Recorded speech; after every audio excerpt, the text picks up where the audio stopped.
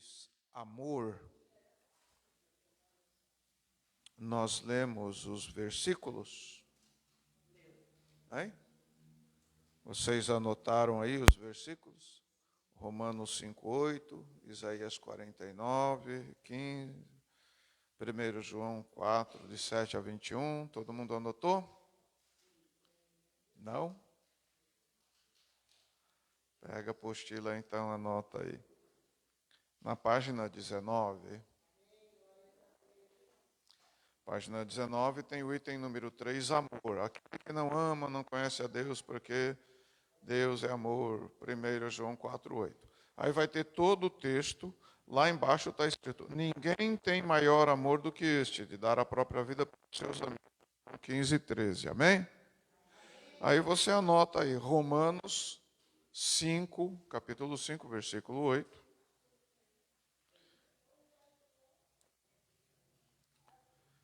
Anota Isaías, capítulo 49, versículo 15.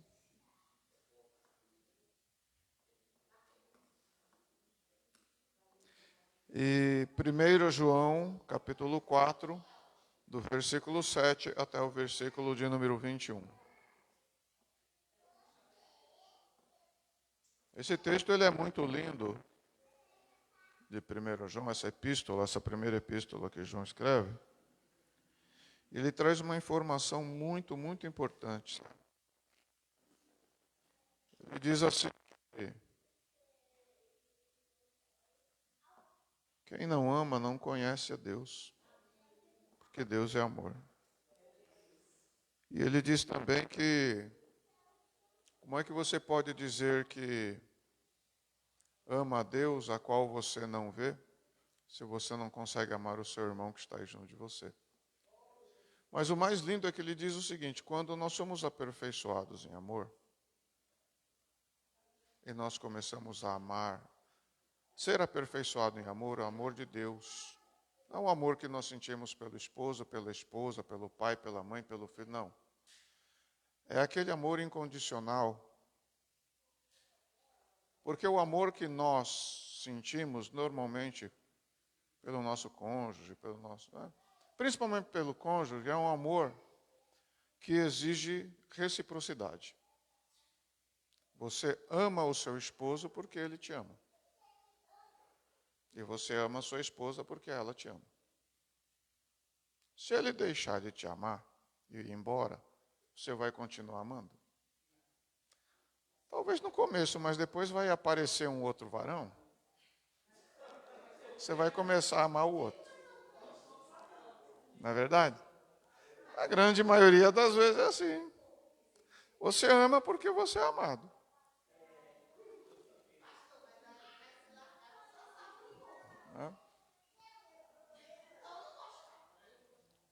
Você começar a conhecer uma pessoa, namorar com ela, ficar noivo, ficar noiva, casar, onde só você ama e o outro lado não ama, não vai acontecer. Né? Você acaba desistindo, procurando outra pessoa, vai embora, etc. Não é verdade? Então, o amor de Deus é diferente. Porque Ele nos ama. O que Jesus disse lá, João 3,16? Deus amou Ele ama todo mundo, Ele ama o pecador. Né? O amor dele não está condicionado a receber um amor de volta. Mesmo aquela pessoa que não quer saber de Deus e vai morrer e vai para o inferno, Deus ama. Essa é a realidade. Essa é a realidade. Então, o que acontece? Quando nós começamos e conseguimos nos ser aperfeiçoados em amor, quando nós começamos a amar as pessoas, mesmo que elas não correspondam a esse amor, mas nós a amamos, nós perdoamos. Sabe o que a Bíblia diz? Sabe o que João diz nesse texto? Que a gente fica mais parecido com Deus. A gente vai se aproximando daquilo que Deus é. Porque ele diz, Deus é amor. Quando o amor de Deus em nós é aperfeiçoado, não dele por nós, mas nós conseguimos refletir esse amor que nós recebemos para com os próximos, nós estamos muito próximos de Deus. Mas se nós, por isso que ele diz, quem não ama, não o conhece. E é muito triste, porque muitas vezes nós vemos dentro da igreja a falta desse amor. Uns para com as pessoas que estão há anos congregando no mesmo lugar, mas não conseguem manifestar esse amor. Tem uma repulsa, tem uma parede, tem uma barreira, tem um não sei o quê, tem um não sei o quê. Deus não tem barreira com ninguém. A única barreira que existe entre o ser humano e Deus é o pecado. Fora isso, sabe? Mas ele continua amando e continua querendo salvar aquela pessoa. Então, meus filhos, essas barreiras, esses abismos, têm que sair da nossa vida, têm que sair do nosso meio. Nós não podemos agir assim. Porque o apóstolo João, ele diz o seguinte, que quando nós atingirmos esse nível, nós vamos estar tão parecidos com Deus, que quando chegar aquele dia, nós vamos ter, assim, uma certa ousadia maior na presença dele. Por ele diz assim, assim como ele é, nós também seremos. Porque lá nós seremos aperfeiçoados. Lá, aquilo que nós conhecemos aqui em parte, vamos conhecer na sua totalidade. E se aqui nós já nos aproximamos muito de Deus por causa deste amor, então lá ele vai ser. Se ele já é aperfeiçoado aqui, vocês imaginam quando chegarmos lá. Então ele está querendo dizer o seguinte, o seu galardão, o meu galardão, o nosso galardão não está vinculado somente a obras que nós fazemos, mas principalmente aquilo que nós somos. Os atributos morais de Deus, nós estamos estudando os atributos morais, veja bem. Vamos voltar aqui na página 18. Item 4, 3, 2, atributos morais. O fato de Deus possuir atributos morais já o caracteriza como uma pessoa, um ser pessoal, e não uma força cósmica ou ativa criadora, mas um ser pessoal que possui uma moral e sentimentos. Bom, se o fato de Deus possuir atributos morais faz dele uma pessoa, nós somos uma pessoa? Nós somos pessoas ou não? Por que nós somos pessoas? Sabe o que nos faz ser pessoas? Nos faz ser diferente dos animais? Lá quando a gente está na escola e estuda biologia, porque o homem é racional e o animal é irracional. Não é isso? Pois é. É porque o homem recebe atributo moral.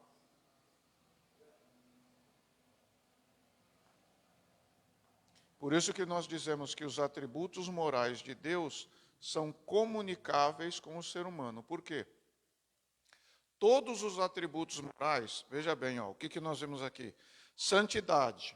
Deus requer santidade de nós? Justiça. Deus requer que nós sejamos justos? Pois é. Vamos lá.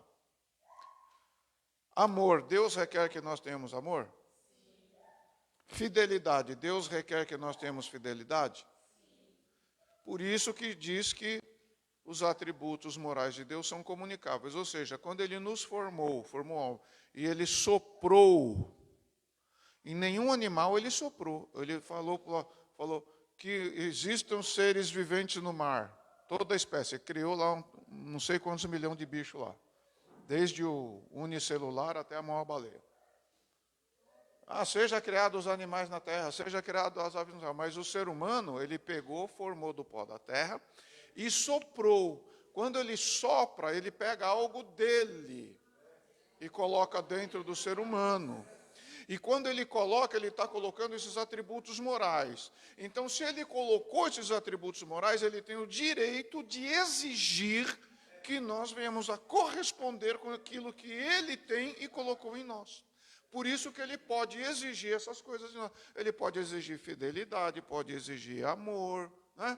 Ele pode exigir tudo isso, pode exigir santidade, porque Ele deu isso para nós também. Nós temos condições. Acontece que quando o homem caiu lá no pecado, nós perdemos alguns desses atributos morais. O que Ele fala? Ele nos criou a sua imagem e... Pois é, só que agora nós temos que retornar a possuir novamente essa imagem. Como é que nós vamos novamente ter essa imagem que foi dada lá na criação? Uma parte ainda está aqui, porque nós somos corpo, alma e... Pois é, uma parte ainda está aqui. O espírito não foi tirado. Foi contaminado, mas não foi tirado. Como é que nós adquirimos novamente essa semelhança, essa imagem, e podemos alcançar esses atributos morais de Deus, como fidelidade, santidade, amor e justiça? Através de Cristo Jesus. Através de Cristo Jesus, recebemos a presença do Espírito Santo, e Paulo diz, lá em Coríntios, se eu não me engano, o nosso irmão que é uma enciclopédia, é uma Bíblia ambulante, né? Que ele, quando Paulo fala que Moisés, quando subiu ao monte, ele ficou na presença da glória de Deus, e quando ele desceu, o seu rosto resplandecia de tal maneira que tinha que pôr uma máscara, porque as pessoas não conseguiam olhar. Só que conforme os dias iam passando, ia desvanecendo, aquilo ia se apagando, até que se apagou. Mas em nós, quando temos Cristo na nossa vida e recebemos o Espírito Santo, essa presença, essa glória, dia após dia, ela tem que ir resplandecendo cada vez mais. Então, nós não resplandecemos mais como Moisés, que foi como uma imagem, como se fosse um espelho. Não é mais como um espelho, mas nós não vamos desvanecendo, muito pelo contrário. Essa glória tem que ir aumentando dia após dia até atingir a perfeição. Entendeu? Aí nós vamos estar alcançando, né, esses atributos que Deus deu para cada um de nós. Por isso, Calmon, seja muito bem-vindo, saudade de você, meu filho. Entendeu? Então, nós temos essa possibilidade porque nos foi dado isso daí. Né? Deixa eu ver se eu acho aqui, eu não me lembro onde que está.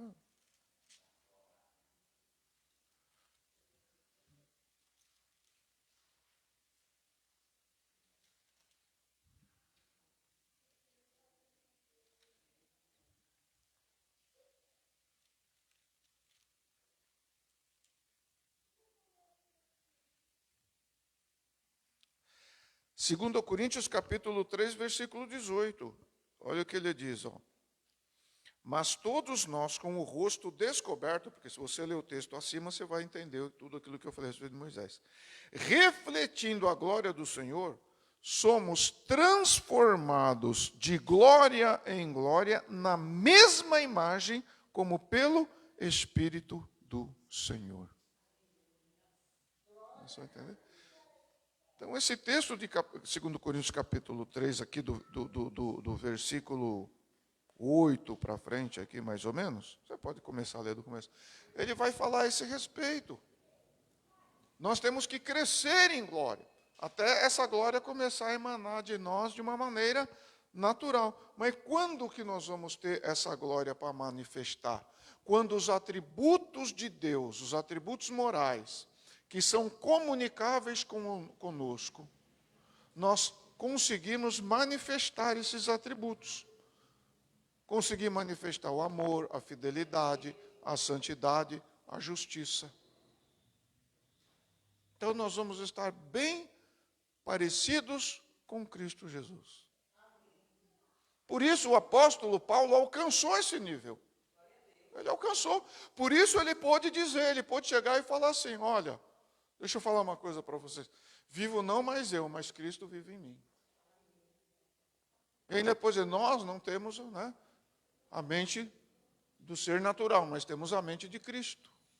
Quer dizer, uma pessoa para dizer isso é porque ela conseguiu entender, compreender e viver isso. Por isso que existe essa divisão. Existem os atributos naturais. Os atributos naturais é só Deus, gente.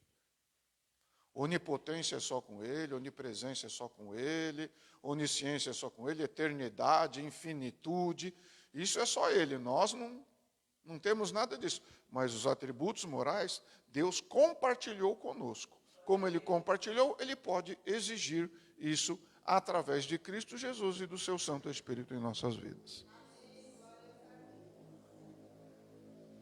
E nós precisamos buscar isso. Tá?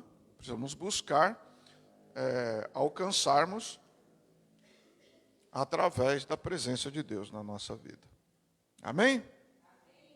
Então, o item 4 aí fala de fidelidade. Né?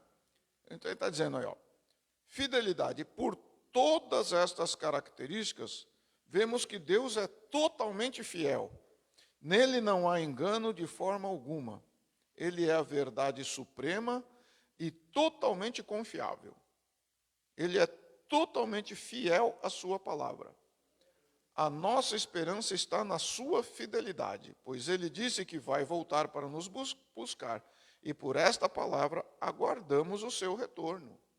Tá? Então veja que ele é fiel à sua palavra. Né? Tem um louvor aí que diz que Deus é fiel. Esse louvor é lindo, é muito bonito, não tem problema nenhum cantar, mas dizer ele é fiel a mim. Ele não é fiel a mim, ele é fiel à palavra dele. Se eu for fiel à palavra, o que está na palavra, pela fidelidade dele com a palavra, vai acontecer na minha vida. Então, se eu me comportar corretamente como diz a palavra, as bênçãos do Senhor me alcançarão. Mas se eu me comportar de maneira errada, como ele é fiel à palavra, a palavra também diz o que acontece com quem se comporta de maneira errada. Né? Na palavra de Deus você tem bênção e você tem maldição. Né? Na palavra de Deus você tem juízo, e por ter juízo, você tem o quê? Você tem absolvição ou você tem condenação. Né? O Evangelho, ele é uma espada de dois gumes, ele corta para um lado e corta para o outro, ele salva e ele condena. Ele diz, aquele que crê será, mas quem não crê já está. Veja bem que ele usa na salvação, ele usa o termo futuro, será. Mas aquele que não crê, ele diz no termo presente, já está. Por isso Jesus pôde dizer para aquela pessoa que falou assim, eu quero seguir o Senhor, mas deixa primeiro eu enterrar meu pai e minha mãe. Não é que o pai e a mãe estavam mortos. Estavam vivos, ele queria esperar os pais morrer, deviam estar velhos. Quando eles morrerem e tal, o que Jesus fala para ele? Deixa os mortos enterrar os seus mortos. Por quê? Porque se não está comigo, já está condenado. Não está comigo, já está condenado. Não está em Cristo. Se Jesus é o caminho, a verdade e a vida, e ninguém vem ao Pai senão por Ele, quem não está com Ele já está condenado. Ele falou, deixa que os mortos enterrem seus mortos. Eles não estão aqui porque já estão mortos, não estão me seguindo, não quer nada comigo.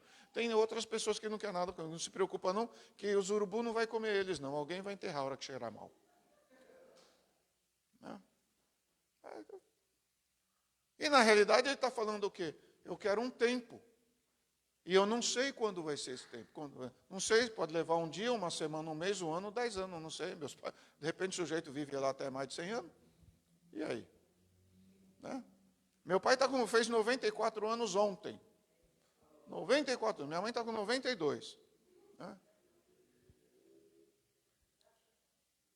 Eu entreguei minha vida para o Senhor Jesus em 1994.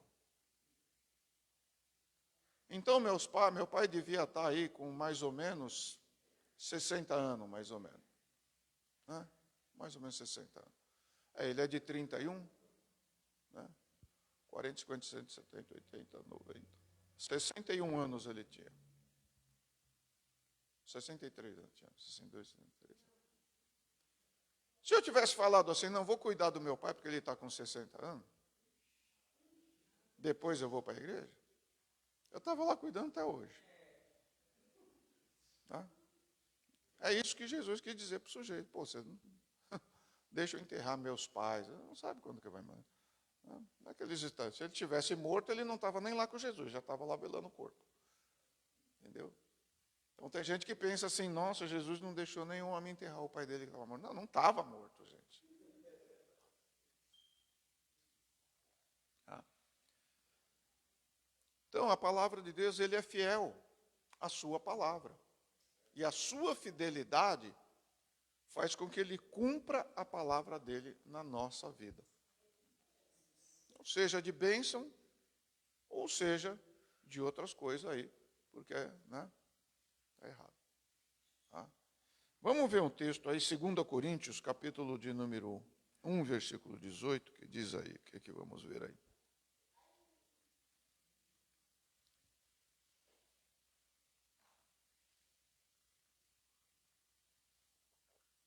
Primeiro Coríntios, capítulo de número 1, primeiro não, 2 Coríntios, capítulo de número 1.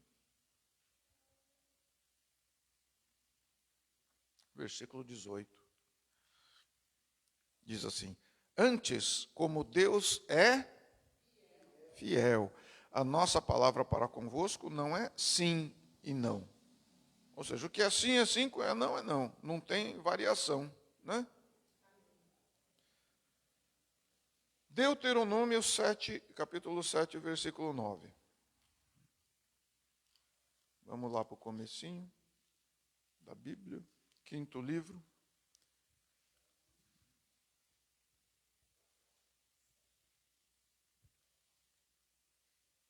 Esse texto é lindo.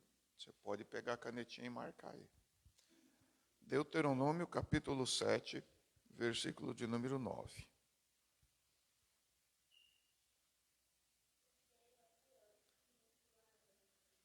Todo mundo achou? Vou esperar. Diz assim aí, ó. Saberás, portanto, que o Senhor teu Deus é Deus, o Deus fiel, que guarda a aliança e a misericórdia até 1000 gerações aos que o amam e guardam os seus mandamentos. Amém?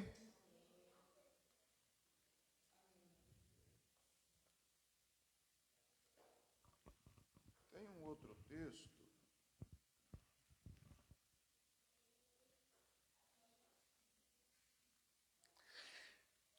Escreve aí na apostila, eu acho que não deve ter. Apocalipse 19, 11.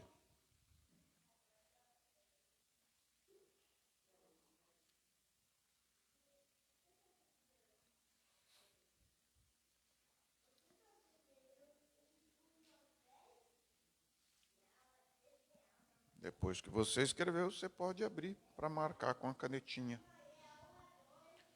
Apocalipse 19, 11. Olha que coisa linda está escrito aí. Ó. Vi o céu aberto e apareceu um cavalo branco. O seu cavaleiro chama-se Fiel e Verdadeiro e julga e peleja com justiça.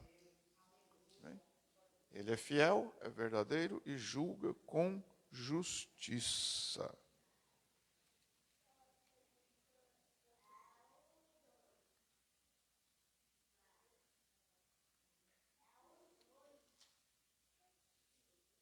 Amém?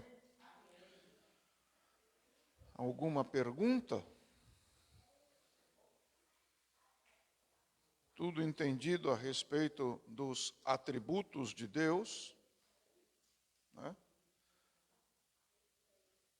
Estes atributos é que faz com que ele seja Deus. Ele é Deus porque ele tem estes atributos, né? A onisciência, a onipresença, aquela coisa que nós estudamos da imanência e da transcendência, a onipotência, a vida, né? A eternidade, que mais? A imutabilidade, a infinitude, né? Faz com que ele seja Deus. E o que faz com que ele seja o que nós consideramos como uma pessoa? Porque ele tem o quê? Santidade, amor, fidelidade, justiça. Atributos que ele comunica, que ele compartilha conosco e pode exigir de cada um de nós. Esses atributos, principalmente a questão do sentimento, amor, fidelidade, tal, com consciência, óbvio, com consciência, né? Do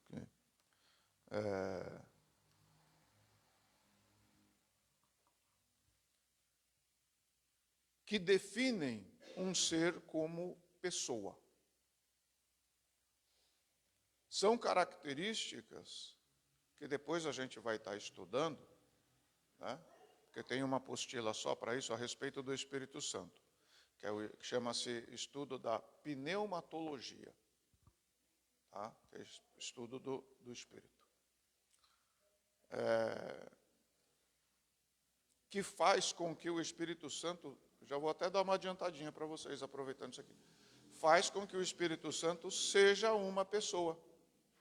Porque tem seitas aí que dizem que o Espírito Santo é a força ativa de Deus.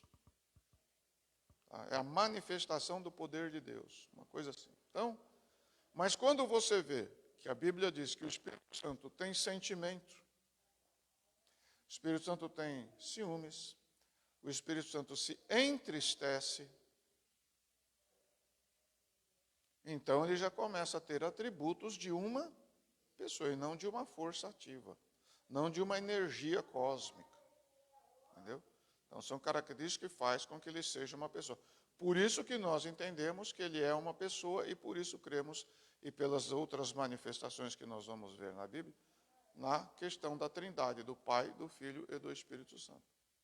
É muito importante nós estudarmos a pessoa do Espírito Santo para compreendermos a Trindade, porque tem muita seita que não concorda. Tá? Amém? Então eu quero que fique bem gravado na cabecinha de vocês, porque veja bem, o estudo é como você fazer uma parede. Você vai colocando um tijolo hoje, outro amanhã, outro amanhã. O tijolo que está aqui em cima, se não tiver o de baixo, ele não vai estar lá em cima. Certo? Para mim colocar uma viga, veja bem, coluna, viga. Certo? Você faz não sei quantas fiadas de tijolo, 5, 6, 7, 8 fiadas, e faz uma. Como é que eu vou fazer uma viga se eu não tenho os tijolos embaixo? Certo? Vamos lá. O aprendizado é a mesma coisa. É acúmulo. Você primeiro aprende quanto que é 2 mais 2, que é igual a 4. Certo? Depois você vai aprender vezes, multiplicação. Depois você vai aprender divisão, porque a divisão depende da multiplicação, da soma e da subtração. Depois você vai aprender raiz quadrada, porque raiz quadrada depende de multiplicação. Não é? Então, é a mesma coisa. Nós estamos aprendendo isso aqui. A partir do momento que você entender que atributos morais faz com que um ser seja uma pessoa, você vai entender que Deus é uma pessoa e por isso Ele quer um relacionamento pessoal comigo e com você, porque nós também somos pessoas, então o relacionamento dele é pessoal, é individual. Ao mesmo tempo, o relacionamento de Deus é tão maravilhoso que Ele se relaciona, e você vê isso na Bíblia, Ele se relaciona com uma nação inteira, mas também se relaciona com uma única pessoa. Ele se relaciona com uma família de Noé. Ele se relaciona com a família de Abraão. E por um pedido de Abraão, seu Ló é salvo. Se ele não pede, ia ser fulminado, junto com os demais. Entendeu? Mas ao mesmo tempo que ele manda uma nação para o cativeiro, como mandou a tribo de Judá, né? O reino do sul, mandou para a Babilônia, nessa mesma nação, tinham pessoas que eram fiéis a eles, não tinha só pecador. Mas essas pessoas acabaram sofrendo as consequências do erro da maioria ou da sua liderança. Mas aí ele pega essas pessoas e colocam lá no país deles, em Israel, eles podiam não ser nada. Mas quando chega lá no cativeiro, quem era rei está no cativeiro, está na prisão com os olhos arrancados. Mas quem não era nada em Israel é governador na Babilônia. Começou a entender? Por que ele se relaciona com uma nação, se relaciona com uma tribo, se relaciona com uma família e se relaciona com uma pessoa? Você entendeu? Nós não ouvimos falar de Daniel enquanto Daniel estava em Jerusalém. Não fala nada. Fala dos reis, fala dos pecados, fala da idolatria, fala disso, fala daquilo. Daniel não existe. Mas quando chega lá, o rei vai para o cativeiro, vai para a prisão. Os príncipes são mortos, os filhos deles são mortos. Mas aquele que ninguém conhecia em Jerusalém é governador na Babilônia. Por quê? Porque serve a Deus lá também. Entendeu? Então, olha, o nosso Deus, ele se relaciona a um nível pessoal e a um nível de nação e a um nível mundial. Porque ele move uma outra nação para fazer justiça contra uma determinada nação. Seja Israel ou seja uma outra. Entendeu? Então, domingo eu estava dando aula, comecei a dar aula de discipulado para uma turma lá na sede, no horário da escola dominical, né? Dividiu as classes, eu fui dar o discipulado. E uma das irmãs, que tem um pessoalzinho novo lá, ela falou,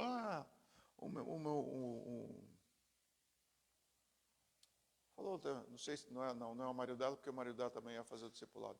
Um parente dela lá, quando se reúne, está na festa, churrasco, não sei o quê, aniversário, papapá, e ele é ateu, não é que ele é ateu. Ela falou, você vai falar de Deus para ele diz assim, que ele acredita em Deus, que existe Deus, mas que Deus não se mete na vida de ninguém. Eu falei, então por que é que foi que Jesus ensinou a gente a orar? Se Deus não se mete na nossa vida, para que a gente ora? Para que a gente ora? Não faz sentido, então. Aí eu falei, isso daí é uma teoria que, muitos anos atrás, vocês se lembram dessa teoria?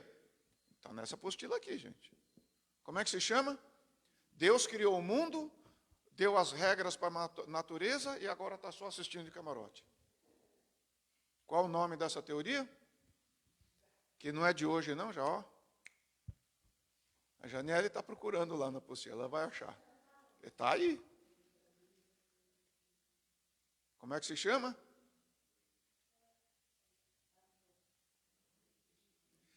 Deísmo. É só lembrar, deixou.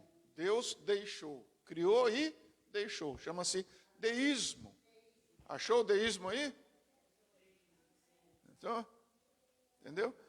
Então, coisas que não sei quantos séculos atrás alguém achou e desenvolveu filosofia e tal, hoje em dia, tem gente que nem sabe que isso é um conceito que foi feito aí não sei quantos mil anos atrás, e a pessoa pensa assim no dia de hoje.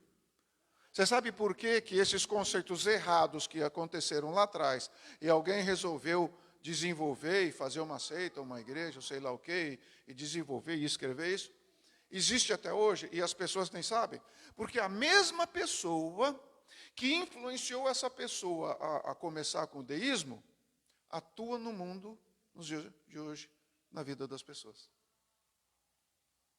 É o mesmo ser que vai na mente das pessoas e coloca essas coisas aí. Né? Eu não lembro, tem um nome do deísta aí? Epícoro, um filósofo grego. Que, inclusive, aqui em Atos dos Apóstolos, você vai ver que Paulo, ele discute, ele tem uma discussão com os epicureus e estoicos, duas fontes de filosofias gregas. Ele tem contenda, eles debatem ali, tá? Os epicureus e os estoicos, está em Atos dos Apóstolos. Então vocês vão ver que coisas que começou lá atrás, uma filosofia, por isso que a gente tem que estudar filosofia, mas eu vou dizer, esse pessoal que fica falando de filósofo, dá vontade de falar, larga a mão, cara. O pensamento principal, fundamental de todo filósofo, qual que era? Qual que era a frase que fundamenta toda A filosofia. Né? Oráculo de Delfos. Penso, logo existo. Eu existo porque eu penso. E eu existo por quê e para quê? Para que eu vim nesse mundo? Qual é a origem? O que eu estou fazendo aqui? E o cara passa o resto da vida pensando nisso. Para que eu vim? Para que eu vim? Passa 1 ano, 10, 20, 60, 80 anos. Para que eu vim? Para que eu vim? Morre e não descobre porque não entrega a vida para Jesus. Não sabe para que veio. Né? E eu sei para que eu vim. Você sabe para que você veio. Você veio para adorar o Senhor e para ser salvo por Jesus Cristo e morar no céu. Né? Amém?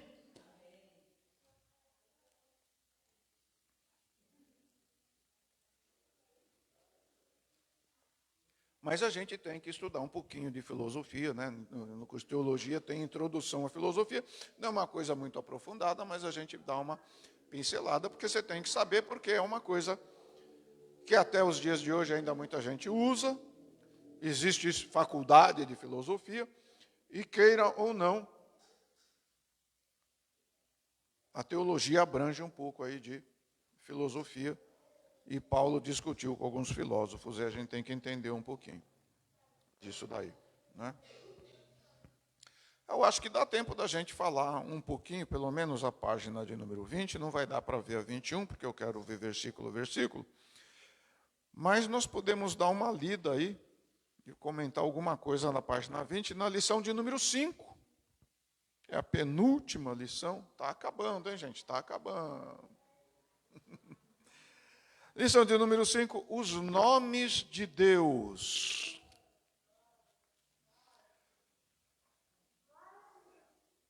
Todo mundo achou aí? Página 5, os nomes de Deus, diz assim. O nome do Senhor nosso Deus no original hebraico era um tetragrama. O que é tetragrama? É 4 letras, composto por 4 consoantes, que são Y, H, W, H. Mais tarde foram acrescentadas as vogais e ficou Yahvé. Em português ficou Javé ou Jeová. Esta palavra tem origem no verbo ser e inclui os 3 tempos desse verbo. Se fôssemos traduzir, ficaria assim: ele que era, que é e que será. Amém? Glórias a Deus, glória ao nome do Senhor, porque esse nome é santo. Por isso que quando está lá na sarça ardente, e aquela famosa frase de Moisés, Senhor, eu vou até lá, quando perguntarem quem é que foi, que mandou, né, quem deu, ele, diga que eu sou. Isso foi a tradução para o português, porque no original ele diria assim, diga que eu serei aquilo que eu já fui e aquilo que eu sou. Porque eles se referiam sempre como, eu sou o Deus, como é que ele falou para mim? Eu sou o Deus de Abraão, Isaac, Jacó. Ou seja, eu sou o Deus lá de trás, lá dos seus pais, lá dos antepassados, lá daquela... Eu fui Deus lá, mas eu sou Deus hoje e pode falar para eles que eu vou ser Deus deles amanhã. Amém? Essa questão do YHWH não era só para o nome de Deus. O hebraico antigo, se a gente fosse estudar como que começou a escrita lá atrás, né? Que a escrita começou com desenho.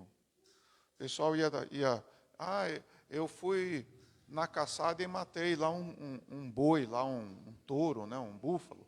Ele fazia o quê? Ele desenhava um sujeito com uma lança, com arco e flecha e um bichinho lá, um boi com chifre na cabeça, no desenho o boi morto, né? Era a escrita, ele estava contando uma história através de desenho. Aí aquilo foi sendo simplificado. Em vez do sujeito desenhar o boi inteiro, começou a desenhar só a cabeça, uma bola e um chifre. Tá? A origem, inclusive, da palavra cabeça começa daí. Começa de um desenho de uma cabecinha de um boi. Aí eles vão simplificando. Em vez de fazer a bola e um chifre, faz só o chifrinho assim, a gente já vai saber que é de um animal com chifre de um boi. Você entendeu? Eles foram... Aí, dali, começou a formarem letras. Né? As primeiras letras foram lá com oh meu Deus do céu, lá na região da Mesopotâmia, com aquelas cerâmicas, eles pegavam uma plaquinha de cerâmica mole e fazia aqueles desenhos cuneiformes. Eram os desenhos cuneiformes, porque era em formato de cunha, né? E ali começou, foi expandindo. Os egípcios usavam os hieroglifos. Tá? E aquilo foi, né? Cada um foi pegando e fazendo de um jeitinho, de outro. Com o tempo foi mudando. Tá? Os hieroglifos egípcios eram para pessoas mais estudadas, porque eram mais complexos. Aí o pessoal mais simples, os pastores, que eram considerados, né, uma das classes mais baixas que tinha de profissão, eles tinham que fazer contagem, fazer isso, escrever uma coisa. Eles foram fazendo o quê? Foram simplificando. E ali foi surgindo a escrita nos mais diversos países. Isso levou anos e anos. As letras, as palavras hebraicas, hoje, são diferentes das letras hebraicas daquela época. Né? Inclusive, dizem que Moisés, quando começou a escrever, nem escrevia em hebraico. Ele escrevia num misto do que ele havia aprendido no Egito com o hebraico popular, a coisa mais popular. Então, era uma coisa mais rebuscada. Não eram aquelas letras bonitinhas e tal. Aquilo depois, com o passar dos anos, os escribas foram escrevendo e foram acertando o formato. Isso é uma teoria que o pessoal tem por causa da época em que Moisés escreveu os 4 livros. Eu não digo 5, porque Deuteronômio, a maior parte, ele já estava morto. Então, ele pode ter escrito metade, né? Depois de morto, ele não escreveu, né? Então, ali narra a morte dele, em Deuteronômio. Então, alguém terminou para ele. Mas, onde é que eu quero chegar? O hebraico antigo não tinha vogal. Só tinha consoante. Não se escrevia a vogal. A vogal era colocada na hora que a pessoa ia falar. Quando ela ia ler, ela ia colocando a vogal. Entendeu?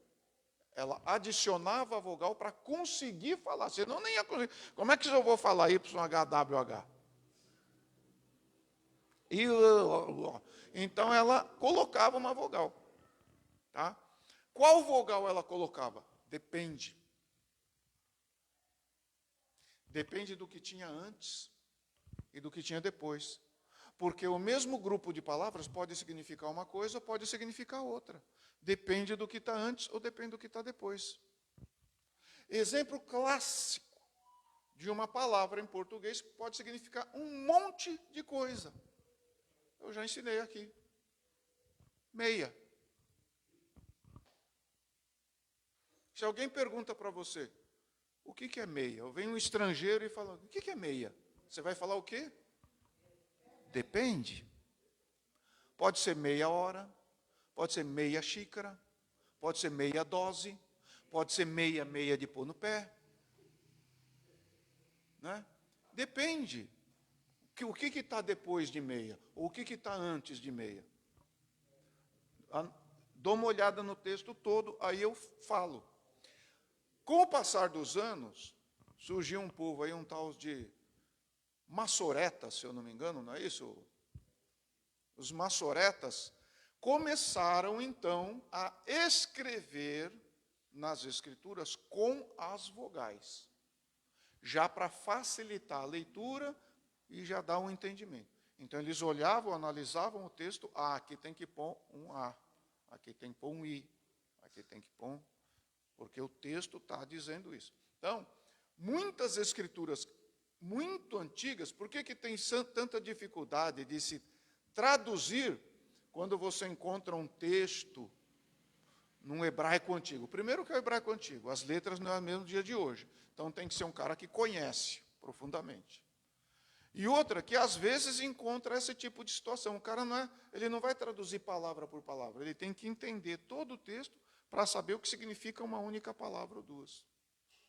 Isso sem falar que hebraico escreve igual ao japonês, né? Da direita para a esquerda. A gente escreve assim, eles escrevem de assim. O japonês também escreve de assim. Isso quando não escreve de pé. Aí você olha aquele monte de coisa, você não sabe se é daqui para cá, se é de cima para baixo, de baixo para cima. Só quem conhece. Né? Tá? Então, não é à toa que está a origem, o primeiro nome, vamos dizer, de Deus era YHWH. Amém?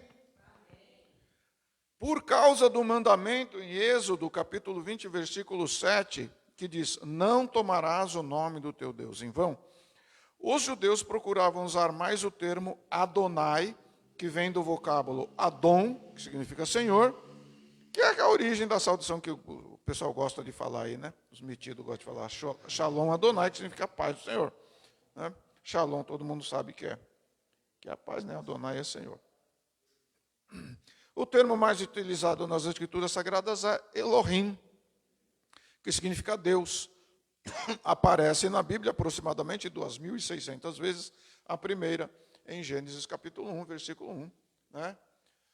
Bereshit Adonai, Bereshit bara Elohim. No princípio criou Deus. Né? Elohim, depois nós vamos estudar, se é que acho que é em pneumatologia. Elohim é uma palavra que está no plural. Porque se fosse no singular, estaria somente El. Não estaria Elohim. Tá? Por isso que coloca o Elohim no plural, dizendo, ó, nesse plural ele está dizendo, é um Deus triuno. Aqui já está o Pai, o Filho e o Espírito Santo. Mas aí depois a gente estuda mais profundamente, que já passei aqui, a gente vê que Jesus está não só no Elohim, mas está na palavra Ereshid, que é princípio. Né? Que Paulo destrincha isso daí lá em Colossenses, e João diz lá no seu Evangelho, no princípio era o Verbo, e o Verbo era Deus. Eu já ensinei isso para vocês, né? Então, amém? Essa questão de... Eles tinham tanto medo dessa questão do nome de Deus, e eles procuravam usar mais o Adonai, o Elohim, enfim, que quando eles iam escrever o nome de Deus, eles usavam naquela época ou uma pena, né, para molhar na tinta, ou um pedacinho de madeira ou de osso apontadinho, molhava lá, escrevia, molhava, escrevia. Durante muito tempo foi usado isso. Eu, quando entrei na escola, no primário, ali na Vila Sônia, a gente chama de escola do seu Sérgio, né, os mais antigos, é o desembargador Whittaker. Em 1969, 68, 69, as carteiras eram de madeira, bem grande, madeira. Era a mesa, aí tinha uma madeira assim no chão, que já fazia a cadeira, era uma peça só. Não sei se vocês já viram disso. Era uma peça grandona, uma mesona assim, um negócio para pôr o material embaixo. Você não mexia a cadeira para lá, era uma peça só. O banco só levantava assim ou abaixava. E aqui em cima, na madeira, tinha um buraco. Aquele buraco ali era porque, muito nos antigamente, você colocava o potinho de tinta para você escrever, e existia uma coisa chamada mata-borrão, que era um tipo, não lembro se era um papel, um tecido, que você escrevia, e se a tinta escorria, você ia com aquilo ali para matar o borrão, para não borrar. Né? Então, esse negócio de molhar a tinta e escrever, isso daí, a carta de Pero Vaz Caminha foi escrita desse jeito, né? Muita coisa. A abolição a caneta esferográfica é coisa muito recente, gente. Vocês sabiam que a caneta esferográfica, eu gosto de contar essas coisas, a caneta esferográfica, porque antes da caneta esferográfica veio a caneta tinteiro. O que eles fizeram? Eles pegaram uma caneta, enchia de tinta lá um tubinho, e o bico era igual uma pena. Vocês chegaram a ver? Até hoje vende, é muito bonita. Dá uma escrita bonita. Esse pessoal que faz aquelas letras de diploma, eles usam essa caneta aí. Porque conforme o ângulo que ela está, fica mais grosso ou mais fino. Se você deita, fica grosso. Não tem aquelas letras de diploma que é grosso, depois afina? É escrito com aquilo ali, caneta tinteiro. Tá? Então você carregava ela de tinta, igual uma seringa, e ia escrevendo. Depois eles começaram a colocar dentro de um tubinho plástico. Anos atrás eu ainda vi esse tubinho plástico vendendo nos bazar aqui. Aí você colocava dentro da caneta, fazia um furinho nela, forçava, ela fazia um furinho, a tinta ia escorrendo. Era o mesmo princípio, só que em vez de você molhar, a tinta escorria. A caneta esferográfica, ela só foi inventada depois do avião. Na guerra. Porque os pilotos, copiloto, não sei o quê, precisava, não tinha computador, gente. Era tudo no papel. Mapa, não sei o quê, não tinha Google Map, Waze, não tinha GPS, não tinha nada disso, não. Era a bússola e o mapa no papel aqui, e o cara anotando coisa. O que acontecia? Conforme a altitude, a pressão mudava, a caneta tinteiro, a tinta vazava toda. Aí alguém teve a ideia de fazer a caneta esferográfica para poder usar nos aviões, etc, etc, etc. Foi uma necessidade. Tá? Então, essa questão da tinta, o que acontece?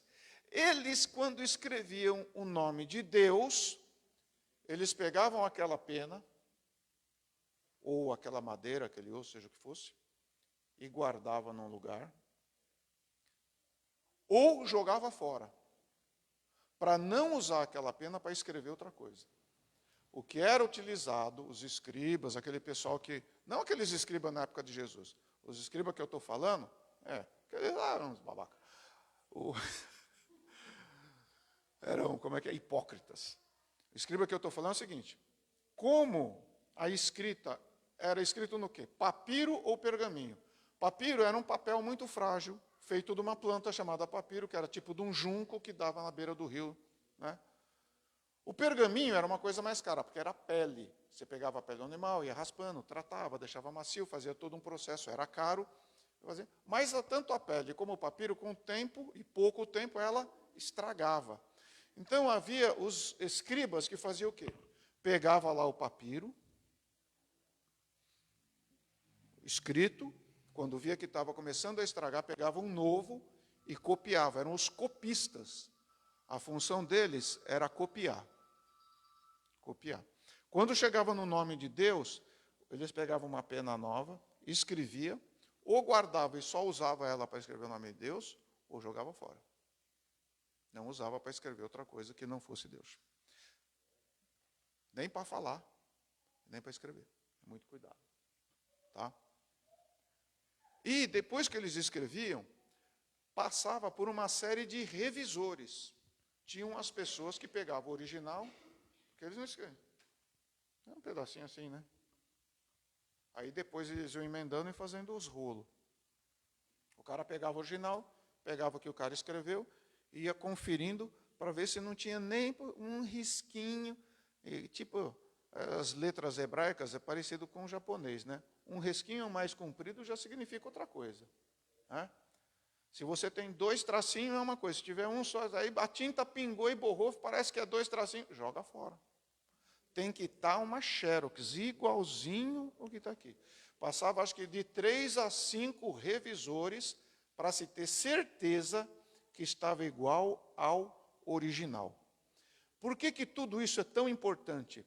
Porque esse tipo de coisa atesta a veracidade disso aqui, até os dias de hoje.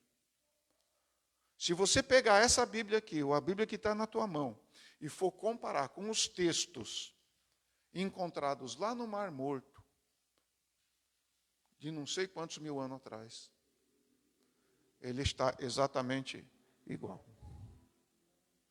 Então, atesta a veracidade e a fidelidade da Bíblia, da palavra de Deus. Amém? Então, vamos parar aqui, porque o parágrafo seguinte já vai fazer menção ao que está na página 21. E aí nós vamos estudar alguns dos nomes de Deus a semana que vem, permitindo o Senhor nosso Deus. Estaremos aqui. Né? E se não estivermos, espero que estejamos todos lá na glória. Né? se Jesus vier voltar. Amém? Vamos agora, então, ofertar, minha sujeirinha, e dizimar, pagar os votos em abundância, porque você que semeia, você vai ter certeza que você vai colher, e vai colher em abundância, porque a terra é boa. Oferte em abundância, pague o seu dízimo, porque o aluguel aqui subiu, foi para 1.400 e alguma coisa que eu anotei aqui, acho que é 1.403. 1.403,50.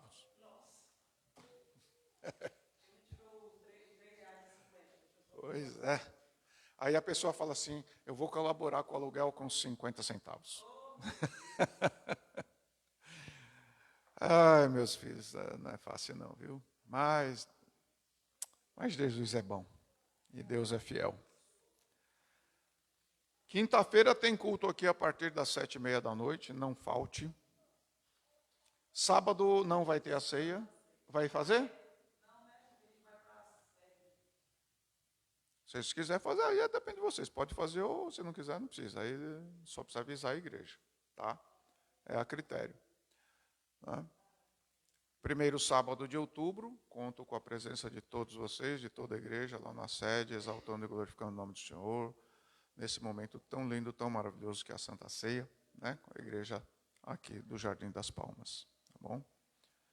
E no domingo, Escola Bíblica Dominical às 17 horas, 5 horas da tarde, logo após o culto, celebração ao Senhor, culto da família às 18h30. Louvado seja Deus. Agradeço a todos pela presença, as irmãs e irmãos do Jardim Monte meu Deus abençoe vocês, a vocês todos que estão aqui. Eu espero que o Calmon tenha gostado, né, Calmon? Gostou da aula? Volte a semana que vem.